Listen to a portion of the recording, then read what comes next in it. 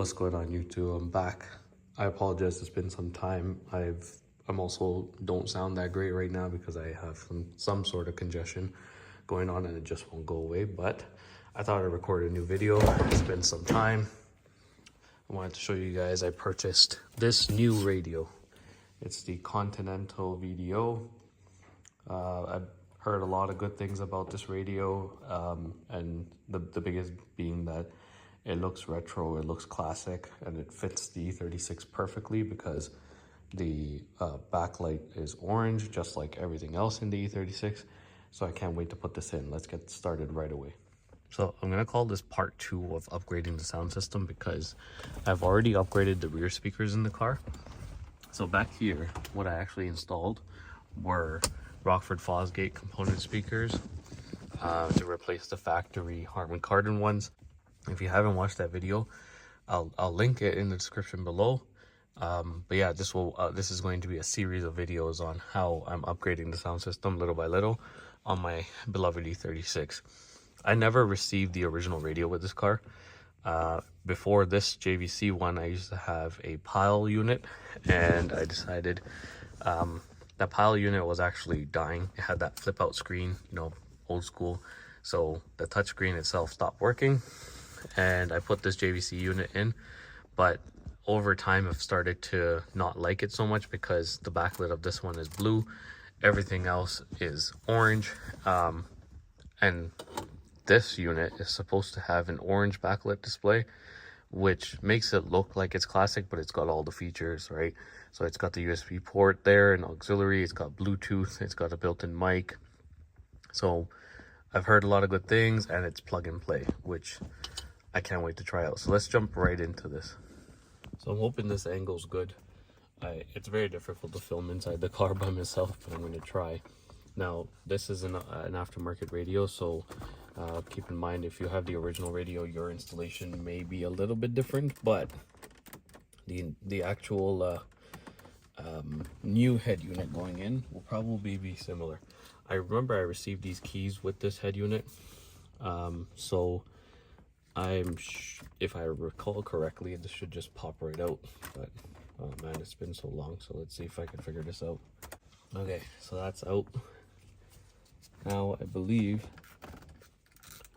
this slides in here, if I recall correctly.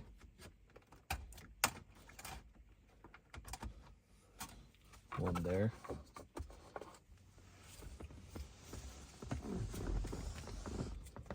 And one in here, from what I recall.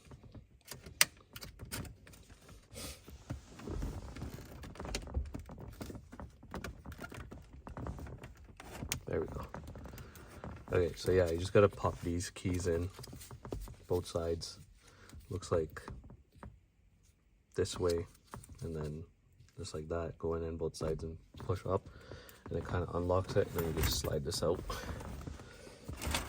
There we go. So let's get this out.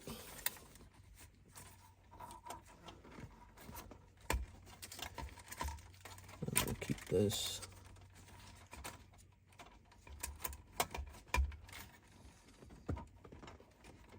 There we go. Okay, so the old one's out. In here, there we go. That's the adapter. So I remember I ordered this adapter to plug this JVC head unit into the factory wiring harness. That way I didn't have to cut any of this. I'm glad I didn't have to, because now I'm going to repurpose it again. So, from what I recall, this either slides right out. There we go. Okay, so I'm going to try this again because I didn't do it right the first time around. I'm going to take this extra auxiliary cable for the external mic and just tuck it inside because I'm not going to run an external mic right now. We're going to test it out without it, and I'm sure it'll be okay, but if I need to, I'll figure it out. But if you're running the factory radio and you're just swapping to this, you won't even have that. That was there because I had the JVC head unit in. So replacing this radio is honestly so simple. I don't think they could have made it any easier because the wiring harness is already set up to be plugged right into the factory harness, which makes it so simple, and it only goes in one way, which makes life a lot easier. So just pop that in there and give it a quick tight little push. And then tuck this in there, and before we push it all the way in, we're going to simply give it a start up. There we go. And let me close the door so it stops binging and bonging. But yeah, we're all set up. That was as simple as it gets, and we're gonna switch over to radio, although obviously I don't have any and I don't have the antenna on my car, so yeah, for the purposes of copyright, I won't be playing any music to test it out. But honestly, like I said, probably the easiest radio to install, and it looks as factory as any, to be honest.